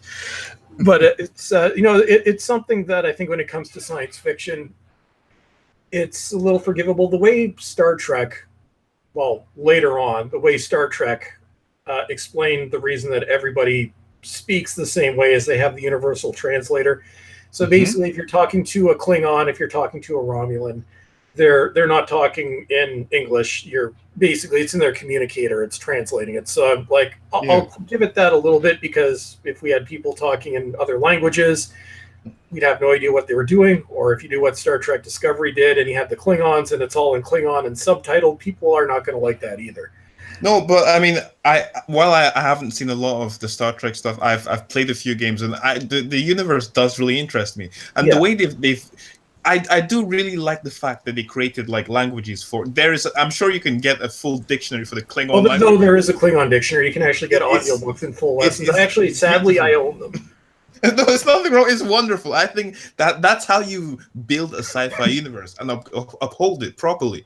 And I've been looking into it, and I think I like the way they structured every little thing. And back to your point, it builds the characters up more. But I had some notes here for a previous interview where I said that in the finale, and I noticed this mainly in the finale, Jodie's character, she uses the terms. For example, she says "cause" instead of "because." Yeah. Now, again, this wouldn't mean anything, but I notice she does this a lot. She does this in almost every time she speaks, which leads me to believe that this is I don't know if this is a director thing or a character thing, but when you do that, every other Doctor in the past spoke eloquently. I'm confused as to why Jodie is this a Whittaker thing, but why does she use the speak in broken slang? And basically colloquialisms. Yeah, why is I've that? asked my. I think this comes down to. I think it's just bad direction and bad writing, Mhm. because even though the three doctors that. Well, there was a little bit from Eccleston, but not so much. But with the Yeah, previous doctors that didn't adopt the accent, yeah, there was still an air of sophistication to the way they spoke. yeah. And with Whittaker, and I don't think I can put this down to Jodie. I put this down to the writing. Hmm. It's just it's piss poor writing across the board, and so many problems with Series 11 come down to the writing. Hmm. And basically, it has to go to the top, and at the top you have Chris Chibnall, and Chris Chibnall really doesn't know what he's doing. Approves it. Yeah, he goes and Yeah, approves it. It's yeah. yeah. Let's see, what else were we talking about? So we talked about sexuality. Yep. Um, we've talked about slavery. We've touched on women underrepresented in the media, Yeah. which I think Billy kind of framed this as being, women are always underrepresented in the media. Well, not really. Doctor Who is always generally, with the odd exception like Jamie, it's always had a female companion. So there's Mhm. basically always been that counterforce to the Doctor. And classic series companions, even though it's a lot of people write them off as being okay, well, they were screaming. I'm like, no, they weren't. Elizabeth Shaw was a doctor. Zoe was a scientist. Barbara, she was a teacher, but we're going back to the beginning of Doctor Who. But Yeah. she was not afraid to put the Doctor in his place. Mhm. Yeah, we've both used the example of Sarah Jane Smith, both Romanas, Leela, Ace. You're going to tell me that Ace wasn't a strong character? But even outside of that, I'm like Captain Janeway, 1995, strong female character. Buffy the Vampire Slayer, Sarah Connor, Ripley. I It's mean, Samantha. have you seen the Surgeon Adventures? I watched the first season, Hmm. and I it wasn't really my cup of tea. I Yeah, really sure. like Elizabeth Sladen, Of but course. the Yeah. show it wasn't aimed for me. It was aimed towards kids. Yeah. But It- did you? But when I have watched the episodes, and I've obviously watched the episodes that other doctors appeared in, mhm. I don't think I ever saw her talking down to men, specifically white men, the way Jodie Whittaker does in Series 11. Unless I missed an episode, but I don't think that was ever the case. I absolutely adore Sarah Jane. She's one of my, if not the top female character in fiction. In the series, she was basically seen as the protector of Earth. I was Yep. watching the previous scene where the Doctor, in the Journey's End, they try to call the Doctor, and then when Sarah Jane speaks to Torchwood, she Yeah. says to them, they're aware of her, and she says to them that she doesn't use guns. And which is Yep. something very interesting. She doesn't use weapons. She doesn't need to, and she Nope. goes up against some of the exact same villains the Doctor face, which I would argue is much more dangerous than what Torch would face.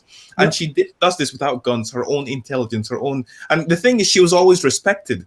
If you watch the show, she is the most knowledgeable and the at the Well, end of the she day, is the most beloved companion in she is Doctor Who history. incredible. And it's just the way she handles it. That's a strong. What else do you need? She had her own show. She was the Well, leader. and that's where a lot of the narrative of some of the pro Whittaker end falls apart. I'm Yeah. like, we need a strong female character. Well, you had a strong female character. We had a very strong female character. Yeah. And like I said, I haven't watched the show, but in its Yeah. entirety, but I have watched episodes. Like Elizabeth Sladen, absolutely wonderful human being. Yeah. Never spoke down to the fans ever. I think in terms of people that we've lost in Doctor Who, I think that was one of the ones that hit the fan community the hardest. Yeah. So I don't hear nobody talks badly about Sarah Jane on either side. I'm like, you can't, unless you are an actual misogynist bigot that hates women, which they do exist. I'm not going to say they don't exist. They do show up in my comment section. But it's like if we hated women, we'd hate Sarah Jane Smith. We'd hate Romana. We'd hate Ace. I don't like Rose, but not because she's a woman. I just thought she was a very unpleasant character. But you know, Martha, Donna, I'm like, Catherine Tate would actually make an excellent doctor. I'm like, Definitely, yeah. Well, Dr. Donna, she was kind of the doctor, but actually going back to Dr. Donna, when she briefly took on the doctor's personality, Yeah. Catherine Tate was more convincing being the doctor than Jodie Whittaker ever could be. Easily. Yeah. But then again, that's two things. That's down to Catherine Tate is one of the best, UK actresses. Oh, she's a genius. So that's one thing as well. But I think, but mainly I think that's down to her characterization. I think even with the writing support from RTD, I don't think I think it's very rare for somebody to do it as well as she did. She's brilliant. Yeah. So yeah. Well, it was the mix of her and Russell T Davies. Like in terms of writing, Russell T Davies is one of the best out there. Definitely. There are very few that could come close to him. Maybe Joss Whedon when he wrote for Buffy. But I think that's also part of the problem that we're seeing now. I think Chibnall is trying to emulate, in some ways, RTD's style, and you can't do it. You need to come up with your own style. Yeah. Let's see. So what else? We talked about Ramona. Oh yeah, the glass ceiling, because he went off you pretty we went on you pretty hard over this. So, and I made an entire video about this glass ceiling ad. So I'm sure you've seen it. You probably know my thoughts on it. Yeah. And then he compared it to basically the Doctor being chased by fireballs, Christopher Eccleston, in the original Series 1 trailer. These two are completely different. So the glass ceiling, it was sending a direct message, and I saw it as giving the middle finger to a certain segment of the fan base. That's why this was done. Yeah. Chris Chibnall was running away from a fireball. So unless you're biased against fireballs, it's not the same thing. I'm like, if you switch them, say have Jodie running from a fireball, well then we're not going to say, oh no, there's a political message here. I'm like, okay, it's they're trying to pump the Doctor up, but it didn't pump the Doctor up. In fact, I think this actually weakened the Doctor because that trailer itself was not that well received either. Wasn't even a trailer though. Wasn't even. Would you classify that as a trailer? It was a teaser. Well, Chibnall didn't want to give us any trailers because I don't know. He thought this series was a work of genius. I don't know. He had the pizza eating commercial where the Doctor suddenly had whispers. It was pushed. It was.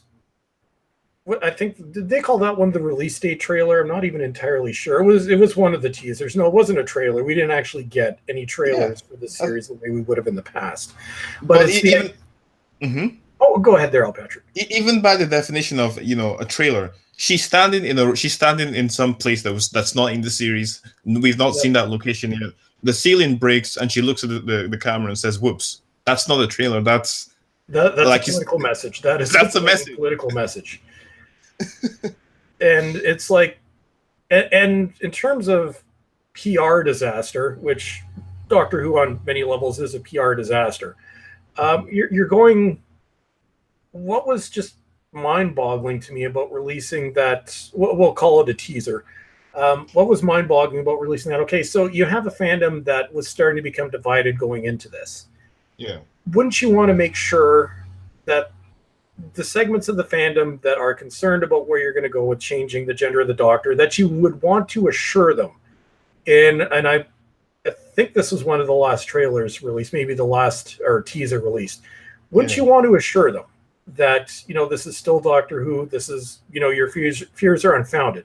Instead, what they did with this trailer was gave that fandom, which includes me, the middle finger. I'm fairly certain they know who I am, and I'm fairly certain they hate my guts. I'm waiting for a name drop at some point.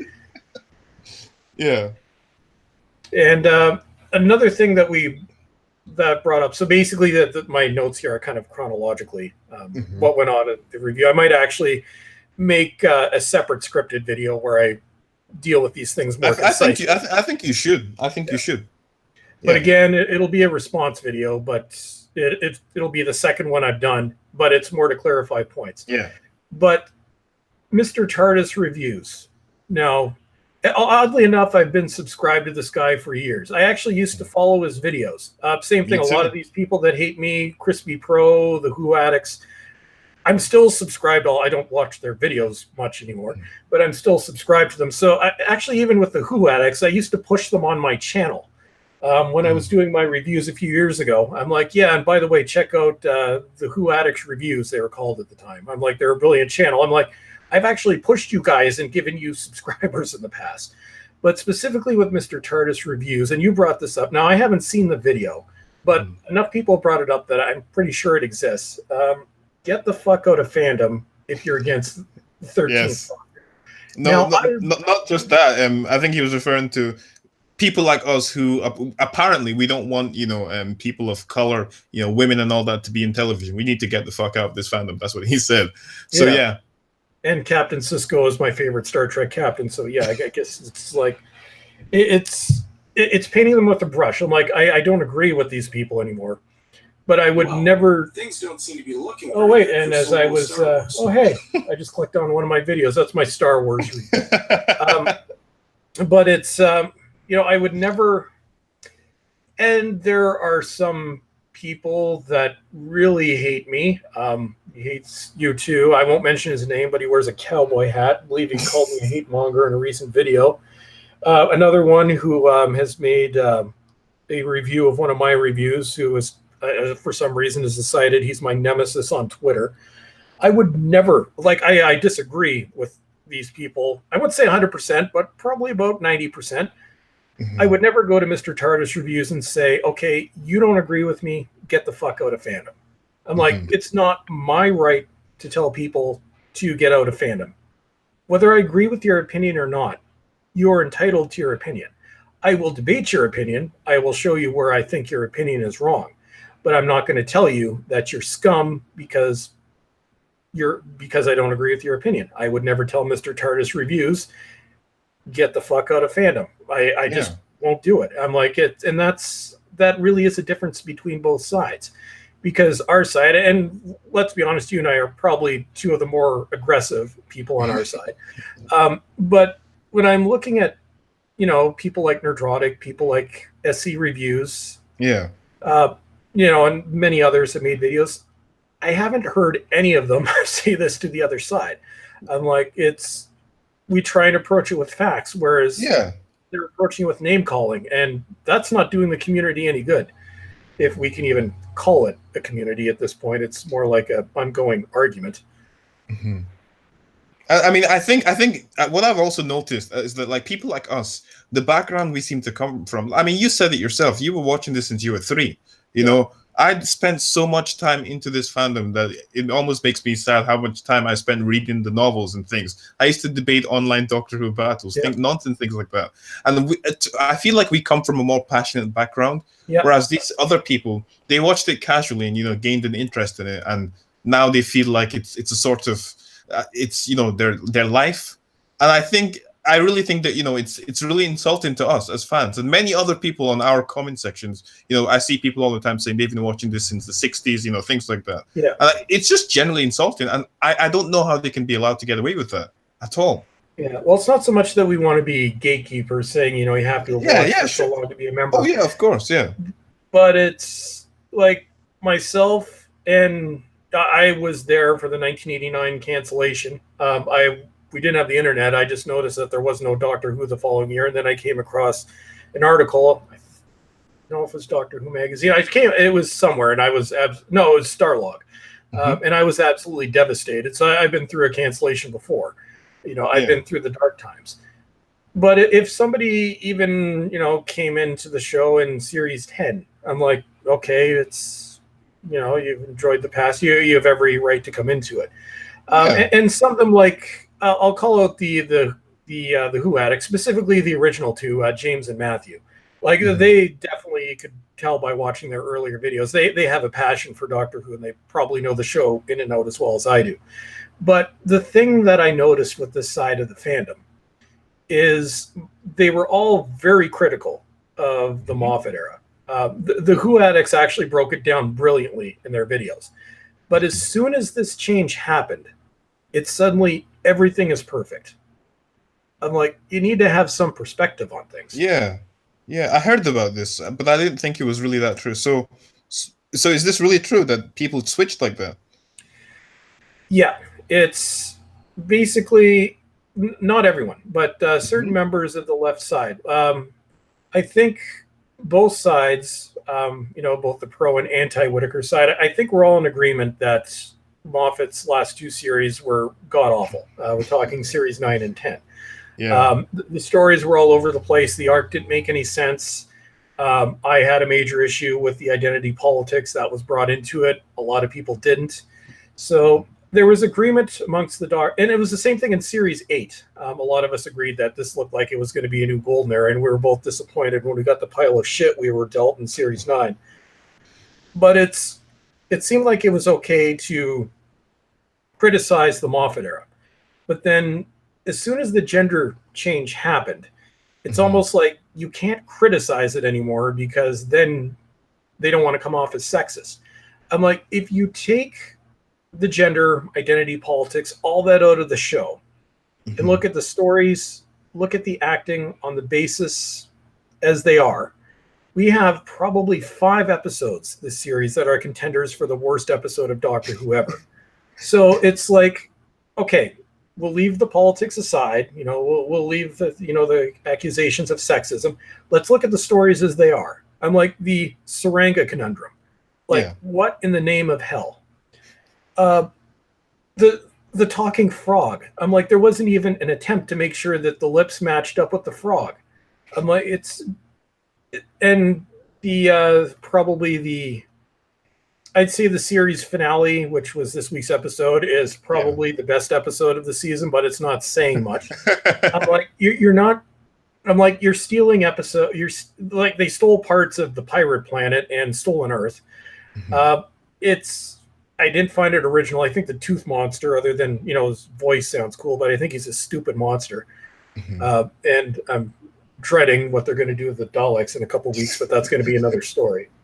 But it's like, and again, I'll say this is subjective. I'm saying this is, in my opinion, these Mhm. are weak episodes.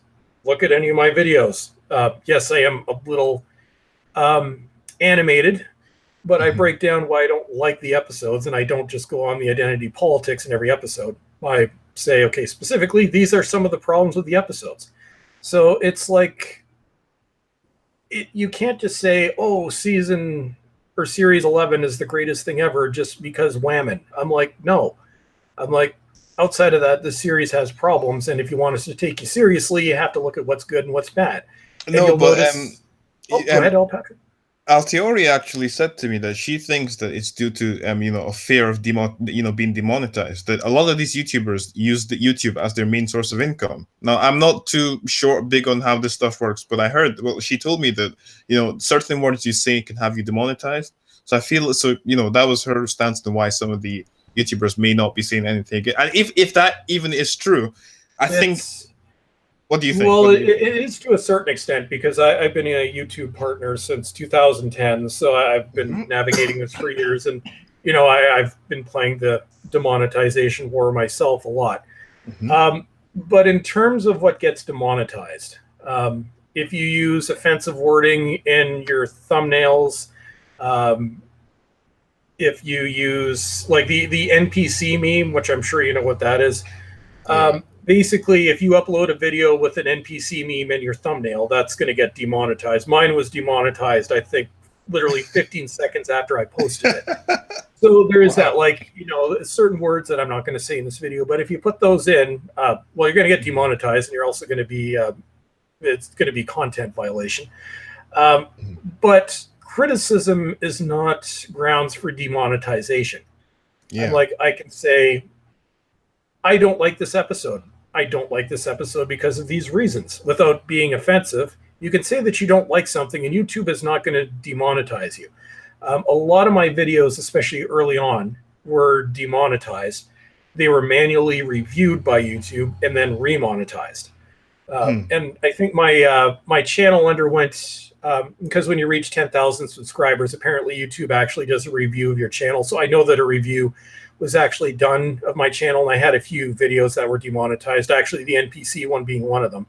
And a lot of my videos were actually remonetized during this review without me actually having to do it. So criticism is not going to get you banned, or is not going to get you demonetized from YouTube. Using hateful language is going to get you demonetized from YouTube. Like if you're going to do thumbnails, if you put SJW, NPC, feminist, whatever, that's going to be, YouTube's going to pick that up while your video's processing, so you're dead in the water. But with my videos, you'll notice I do swear. It is, although it's calculated, and I try not to do it more than one time a video, which I think is the limit. But I word things in such a way so that I'm trying very hard not to be offensive, but I'm animated at the same time.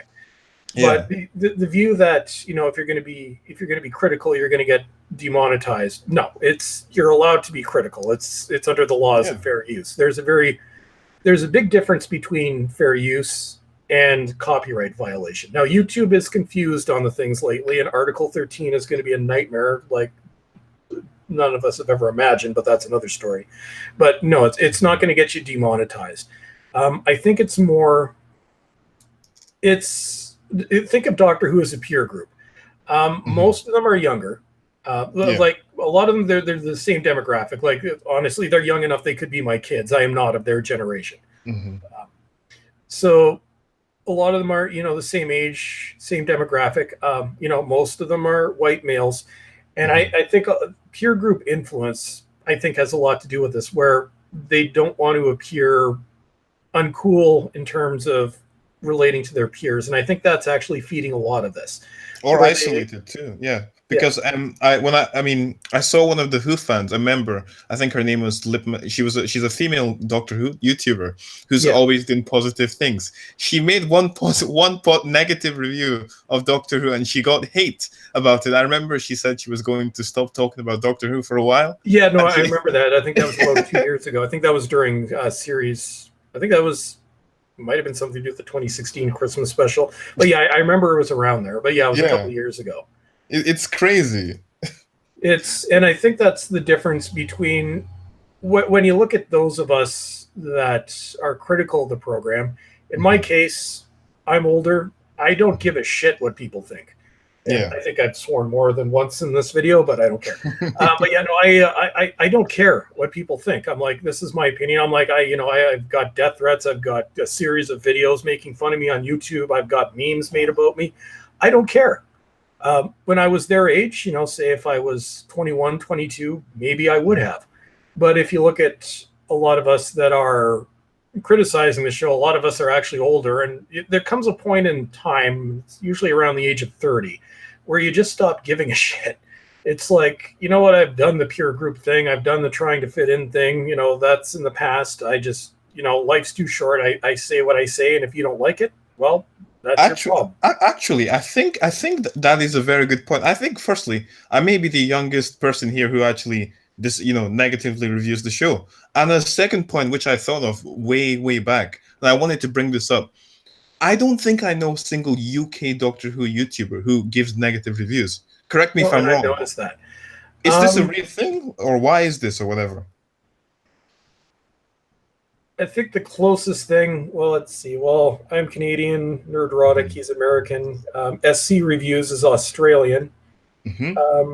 Altiori, I believe she's American. Dave Cullen is Irish, so Irish Republic, not UK Irish. The closest would be is maybe Sargon of Akkad, and he's not a fan of the show. He just came out against it in a video shortly after the announcement was made. But, you know, I could be wrong of this. I don't think there's anybody in the UK that is, and I'm trying really hard. Actually, no, and I can't remember his name. But he was British. It was an older guy. I just came across in my YouTube feed. If I can find it, I'll center left. That's it. Yeah. So that's the only one I can think of. Yeah, and he's new. Yeah, I mean, other than me and him, you know, being in the UK, I don't think there's any other Doctor Who negative YouTuber in the UK. Why is this, do you think? I don't know. It's and by theory, me being Canadian, we have. Well, I don't know if you are aware of the idiot that's running our country at the moment, but Justin Trudeau. but we have a reputation of being a very far left country. So you'd think we would be swung. I think it's a cultural thing. And I think I'm probably more immersed in American culture than I am in Canadian culture. Yeah. In American culture, I think it's just basically you just really don't give a shit. Like it's the one country where a far left regime is not going to work. They tried it with Obama, and now they ended up with Trump. So I think it's a cultural thing where it's just, and I identify more with Americans than I do with Canadians. Well, I used to live only an hour from the States. But I think it's a cultural thing where, and I hate to use the word virtue signaling because I'm trying not to use that anymore, but I think it's a good describer. Americans are far less likely to virtue signal. And it's part of their culture. They say what they think. Yeah, that's true. That's true. Whereas Britain, I think it's more, British culture seems to be more towing the line. And it might go back to, because the US never had a class system. Canada, maybe a little bit more so, but not really. The UK is coming out of a class system. So I think it's been ingrained in British mentality where you don't want to stray out of your social group to risk being ostracized. Where those of us that, maybe didn't grow up in that environment just don't care. And it's, but even within my group, like I used to have a lot of friends in Canada and the US online and in the real world that I used to watch Doctor Who with. There's two of us that still watch it, me and my friend Tony. Everybody else has said to hell with this. So I know what you mean. Yeah, it's a lot of them are watching them vicariously through my channel and just watching the reviews and being glad that they're not actually dealing with this crap. But it's a different mentality, and I think it has to do with mentality, and I think it has to do with age, and I think it's one of those things. But it's like when I first saw your picture when you physically put yourself on video, I'm like, you're a lot younger than I figured you were. Yeah, I mean, I felt like I had to, I mean, with the episodes, I couldn't watch the episodes. So, I mean, the episode I couldn't watch, I would just I would skip it, and then I'd say I would just wait for your video to come out. Then I'd watch your review. And if I needed anything, I'd select one. But honestly, the reason I showed myself on camera was because I wanted, I was getting a lot of comments calling me racist towards black people. A lot of racist comments saying I'm being racist towards people. And the moment the moment that happened, it suddenly, I was no longer racist, but I was now a sexist. The focus of being sexist. Well, it's and I saw that. I'm like, and Billy was going on about you about racism. I'm like, Billy, he probably knows a little bit more about this than you do. I'm like, why are you lecturing him? But it's like the same thing, like somebody like El Tiori, obviously from a female perspective, is going to have a different perspective as well. And yet, she will be lumped into the internalized misogynist camp. I'm like, it's like, you can't win. But it's like, and I saw your picture, and I'm like, and that's another thing that people are afraid of on our side.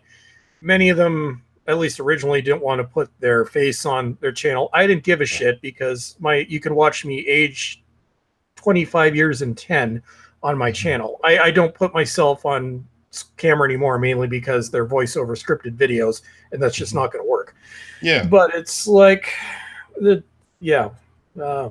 mean, a funny thing, and I'm not sure if I should really say this, but it's just to show you the extent of how much they would really want to push this. The Billy guy specifically. Now, I'm going to try and avoid the way I say this, just to protect it. But Billy made a post to me, well, not to me, on his Twitter, and he said he somehow found out my real name, which I don't have posted anywhere. He somehow did some backdrop research and found out my real name, and then he posted it in his thing as sort of a warning to me. I mean, I got it, but nobody else would get it. That's doxing, and I think under UK law that's actually illegal now. So he's got to be careful there. I mean, my friends read the thing. I didn't see it at first, but my friends looked at it, and then he showed it to me again. And then when I realized what he was actually saying, I realized it was, I don't know how to take that. It shows you the extent they're willing to take this, to to bring my real name, and in some way I feel like it's him sort of threatening me if I was to say something, you know. I really, that's disgusting. This is what a TV show has created. It's just because of Jodie Whittaker, all of this has been created. Yeah, It's horrific. Well, that's the issue. Like, there was a lot of unprofessionalism there, but like threatening Definitely. to dox you, like people threaten to dox me. I'm like, okay, you're going to tell my employer. My last two employers have watched my videos, so good luck with that. Like, I don't care.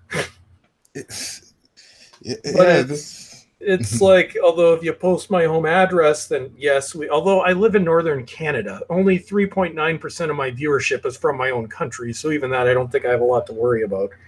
But it's like, hey, you want to come up to northern Canada? Sure. Just make sure you have your. No, it's just this is ridiculous. The fact that we even need to talk about this, it's ridiculous. Well, since like in the UK, there's more of a danger because, well, you're on an island. It's, you know, the UK is smaller than the province that I live in. So if people actually, you know, did want to prove something, they could. If, you know, it's, you know, a lot of this is centralized in London. I'm like, somebody could be a 5-minute drive away. So that's, you know, part of the fear that I don't deal with, because I don't expect somebody to come up to northern Canada and attack me. I've been recognized once, which was oddly before my channel exploded, which was really odd. But it's, yeah, so there is that. I'm like, it's, you also have that fear to deal with. And that's why when he's talking about releasing your name, releasing your personal information, that's a legal matter if it goes somewhere. And Billy could get himself in a lot of trouble for that. It's just, you know, I mean, honestly, if they messaged me right now and wanted to fix this, I would have no problems with that. I honestly think we as a community should come together and just all, I mean, when I started my dream of doing this Doctor Who YouTube thing, because I had plans for other channels too, I've always wanted to be part of the 5 Who fans, maybe, you know, get into this little community. I'd watch the videos. I would want to be part of them, you know, come to their big house and, you know, joke with them and things. But then when I got into this, I realized I disagreed with every single one of them. I either had the choice, I could, you know, sell my soul and then just fill into their ideas, or go on my own. And that's, like you said, I'm the youngest person who, you know, negatively reviews the show. And, you know, in a way, it makes me feel pretty bad because, you know, there's nobody else in my, you know, group that kind of shares the same ideology. But it's just, this whole thing is sad. It really is really sad. But yeah.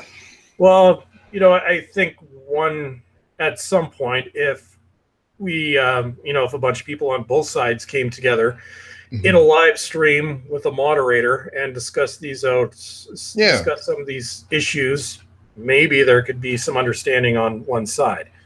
Sure, yeah. And it's not, and I think, and you said this early in the interviews. Well, I think you both actually said this. We're all Doctor Who fans in the end. We have very different views on it, but we still care about the same show for different reasons. It's not fun to be a part of this community anymore. And to be honest, I'm looking forward to slightly switching my angle back to Star Trek Discovery when that show starts in January, and just, you know, not cutting out Doctor Who content, but it's going to be a lot less than it is now. And Star Wars is the other thing that I go after. And the Orville, which will be positive videos. I'm actually looking forward to going back to that starting the first week of January, just because it's like I need a break from Doctor. It's like, it's not like I'm offended. It's not like I'm scared. It's not like I'm hurt by people saying mean things. It's just, it becomes draining and you get sick of it after a while. I'm like, every morning, okay, let's go. What's in YouTube today? What did people call me? Oh, look. Oh, here's somebody made another meme about me. And it's like, although I will be making a humorous video. It's basically people that have called me out, specifically used my name on YouTube. I'm not going to comment on it. There's going to probably be some comedic music in the background, but it's like, you know, I don't believe in attacking fans unless they've attacked me. Well, not fans, but attacking people because they've attacked me. Well, they've all said negative things about me, and some of this has been pretty dark. So it's basically going to play with comedic music in the background. I think I have 12 or 13 hate videos now. And there are some that have obviously talked about me but haven't mentioned me by name. I'm not going to use that. Like Mr. TARDIS Reviews has obviously done videos where he's referring to me, but to the best of my knowledge, he's never actually referred to me by name. So at least I respect him for that. If you're not going to, if you're not going to insult me by name, then that's fine. I don't agree with what you're saying, and please don't tell me to get the fuck out of fandom. But and I came very close.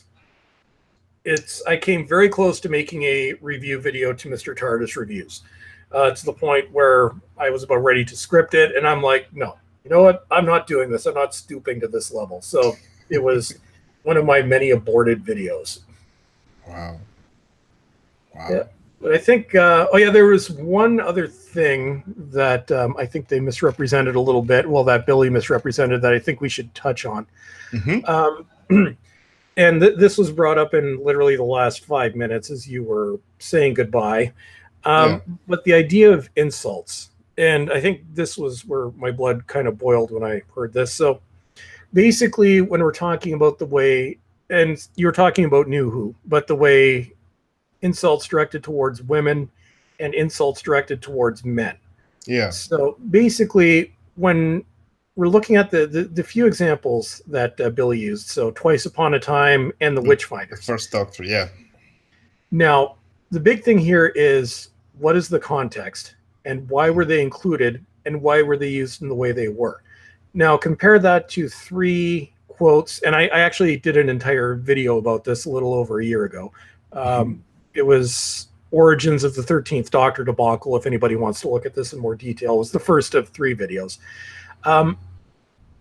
But comments about unbearable testosterone. Thinking is weird for a man. I'm going to slap you into your next regeneration. And a few others. Yeah, River Song said that, yes, I'm sure. Yeah. She was the one thinking a man was weird. Clara was slap you into your next regeneration and unbearable testosterone. Now, there was no comeback given for any of these lines. They were intended as insults. If there had been a back and forth, it would have been different. But it was just the insult direct. It was in one direction. Dave Collins also made an excellent video on this.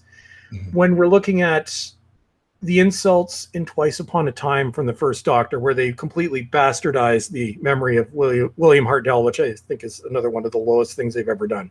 Yeah. But the way he would insult Bill, mainly, it wasn't one direction. He would insult, and then everybody would pounce on Doctor Number One, saying, no, no, no, you can't say that. It wasn't one directional. It was 2 directional. And similar thing with the Witchfinders. You have to look at, okay, why was it scripted the way it was? It was scripted the way it was to prove a point. And obviously that is counteracted throughout the episode they were ridiculous lines, but feminist lines coming from Whittaker. So that's the difference between when men were insulted and where women were insulted. When men are insulted, it's one way. But also to quickly touch on this, does that even make any logical sense? The fact that the First Doctor, I know it's wrong, but being logical about this, the only reason the First Doctor would be sexist would be in addition to the real world back at that time. Yeah, it was the 1960s. In the lore of the story, there was no 1960s Doctor. That's just the character of the Doctor. So would that even be real? I'm just asking. Not really. I'm like, there was the line, the smack bottom line, which is one of the most cringeworthy things in the history of Doctor Who. But that was a thing. But in terms of, and I was pissed off. I haven't been able to rewatch Twice Upon a Time. I actually have the Blu-ray because I forgot to cancel the order, so I just kept it. I might do a review, but I can't actually bring myself to watch it because it was such a misrepresentation of the First Doctor and William Hartnell. Keep in mind, Hartnell died back in 1975 before I was even alive. But specifically, when we go back to how Doctor Who was originally conceived, it was an ensemble cast. And from the beginning, you had the character of Barbara. Barbara was not afraid to tell the First Doctor where to go. And from the beginning, even though he would banter with her, he had a respect for Barbara. So that element of the character was completely missing in Twice Upon a Time. And it was basically, we all knew it was building up to the Doctor changing genders, but it was an example of two-way, where the insults directed towards women in both that and the Witchfinders were actually done for comedic effect, and actually to make the men look so like King James looks completely ridiculous. Alan Cummings was completely over the top of that entire episode, which I think was done purposely. I've got another video coming out about that. Yeah, I love that video. Yeah, you said that it was probably more of a direction type of thing, which I agree with it. Yeah. I'm the argument that I'm going with both Alan Cummings and actually Chris Roth is I think they were actually deliberately playing it up. I think when they saw the scripts, I think it was deliberate. I don't know if maybe it was done unconsciously, but it was too over the top, and I think that may have gone over Chibnall's head. But that's going to be the topic of another video. Mm-hmm.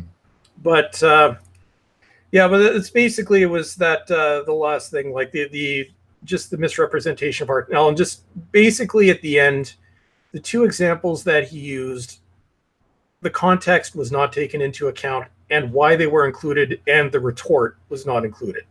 Yeah. And that was one thing I actually bolded this here on my little Word document to make sure that I didn't forget to bring it up. But yeah, I think, like I said, I'm going to do, at some point the next week, I'm going to do a more even-handed scripted response to this. And it's not going to be an attack on Billy. I'm probably not going to use my angry voice in this one. It's going to be just basically straight up countering the arguments, but I want to do so in a respectful way. And if you notice my videos, I have two slightly different styles. I have Angry Raging Lunatic, which comes out, but then I also have my other style, which is more radio broadcaster. This is going to be the radio broadcaster style, or some of them when I mix them up. I'm not going to go after him like I went after Lucy Jones, but everybody went after Lucy Jones. So, but we've been going on for, I don't know, about 2 hours now. Are you going to upload this whole thing like that? Yep. Oh my word! Basically, just the entire live stream. Okay. It's I'm not going to edit it, unless specifically if you want me to edit it out. But no, I'm just worried about it being too long for some subscribers. Oh no! It's well, basically this is a live stream, and I'm going to be starting to do these anyway. I just haven't done them before. What we've done is a live stream. I just haven't actually published it. So if you look at, say, Nerdrotic, for example, his live streams are usually about 2 hours. I might do a condensed version. Actually, Tony has actually offered to do a condensed, edited version of the video. I don't think Tony knows what she's getting into with the length, but I might hand this over and see what Tony comes up with. It's kind of a joke. We're being mischievous and hiding Tony's gender, although it's probably fairly obvious, but it's a joke that kept coming up in the comments. But we'll do an edit of the video, so we'll see what Tony of course wants to do. But yeah, no, the full thing is going to go up. I think you really were done a disservice in that interview, and originally we weren't going to talk about this. Originally it was just going to be a fun video, but then this came up. Yeah. And I think because I have a larger platform, I think you were owed the courtesy of being able to clarify some of your views. But yeah, no, this is I'm gonna publish this right after we finish. Wonderful. Awesome. And look forward to a shitstorm because oh, of course, Billy and everybody else are going to look at this. There's going to be a big Twitter, massive posts. Everything is going to start with this, so we have to look forward to it. Yeah, but I'm going to do because there's one reason why I do scripted videos. When I talk like this, and I used to do my videos off the cuff, I'm all over the place. Mm. That's why I do them scripted, and that's why I'm going to do a scripted response. I see. Covering the same things that I've done here, but it's going to be, because I know I'm all over the place. That's why I do my videos the way I do them now. I like to ramble. That's the thing. But anyways, Patron, do you have anything else that you want to add before we finish off? No, I just want to thank all of your subscribers, for being so awesome, and my subscribers too, because at the end of the day, we're all a little group here, and as they said, a vocal minority. Even my hate subs, I appreciate you. I mean, the people here, everybody listening to this, and this, I was about to say podcast, this recording, we are all, I mean, assuming that they like us, we are all together in this. And I really think we shouldn't take this as, it shouldn't be as bad as it now is. So I think everybody needs to just calm down. We need to just get back to the love and fun of Doctor Who. You know, we started this because we enjoyed it. So that's it. That's it. Yeah, and I hope we do this again. Actually, we should bring in Altiori when we do it again. I love her perspective. It was actually Tony that directed me to her channel, and I'm like, wow, like, just brilliant takes on the show. And the three of us could probably do the next discussion. This will not be our last conversation. Definitely. I'm going to start doing regular live streams, and I'd like to bring in other people as well. And I think at some point, if both sides can get together in a moderated video, find somebody of an even tone to keep both sides in line, say 6 or 7 people, maybe 3 or 4 from each side, and maybe we can try and hash these things out. Yeah. I think we're going to cut it off there. So, El Patron, thank you so much for having me. I guess I should do my my regular close off, even though this is 2 hours later. So that's it for today. So as always, everyone, thank you for watching. Have a great day. Follow me on Twitter and check out my other channel.